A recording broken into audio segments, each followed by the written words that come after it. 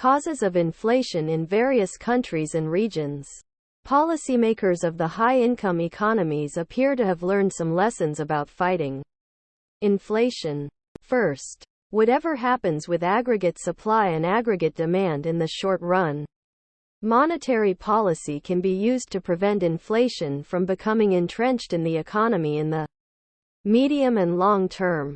Second, there is no long-run gain to letting inflation become established. In fact, allowing inflation to become lasting and persistent poses undesirable risks and trade-offs. When inflation is high, businesses and individuals need to spend time and effort worrying about protecting themselves against inflation, rather than seeking out better ways to serve customers. In short, the high-income economies appear to have both a political consensus to hold inflation low and the economic tools to do so. In a number of middle and low-income economies around the world, inflation is far from a solved problem. In the early 2000s, Turkey experienced inflation of more than 50% per year for several years. Belarus had inflation of about 100% per year from 2000 to 2001. From 2008 to 2010, Venezuela and Myanmar had inflation rates of 20% to 30% per year. Indonesia, Iran, Nigeria, the Russian Federation, and Ukraine all had double-digit inflation for most of the years from 2000 to 2010. Zimbabwe had hyperinflation, with inflation rates that went from more than 100% per year in the mid-2000s to a rate of several million % in 2008.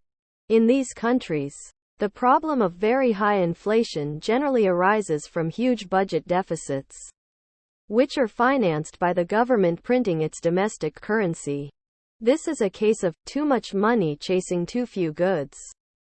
In the case of Zimbabwe, the government covered its widening deficits by printing ever higher currency notes, including a $100 trillion bill.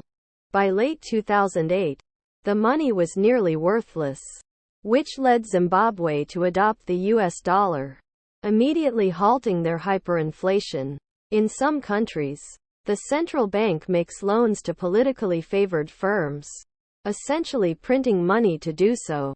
And this too leads to higher inflation. A number of countries have managed to sustain solid levels of economic growth for sustained periods of time with levels of inflation that would sound high by recent U.S. standards, like 10% to 30% per year.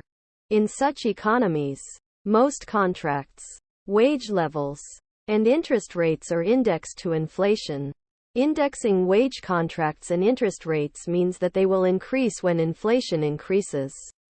To retain purchasing power, when wages do not rise as price levels rise, this leads to a decline in the real wage rate and a decrease in the standard of living. Likewise, interest rates that are not indexed mean that the lenders of money will be paid back in devalued currency and will also lose purchasing power on monies that were lent. It is clearly possible and perhaps sometimes necessary for a converging economy, the economy of a country that demonstrates the ability to catch up to the technology leaders, to live with a degree of uncertainty over inflation that would be politically unacceptable in the high-income economies. Concepts and summary. Most high-income economies have learned that their central banks can control inflation in the medium and the long term. In addition, they have learned that inflation has no long-term benefits but potentially substantial long-term costs if it distracts businesses from focusing on real productivity gains. However, smaller economies around the world may face more volatile inflation because their smaller economies can be unsettled by international movements of capital and goods. Thank you for watching BookTube channel. Make sure to smash the like and subscribe buttons to receive notifications about new contents.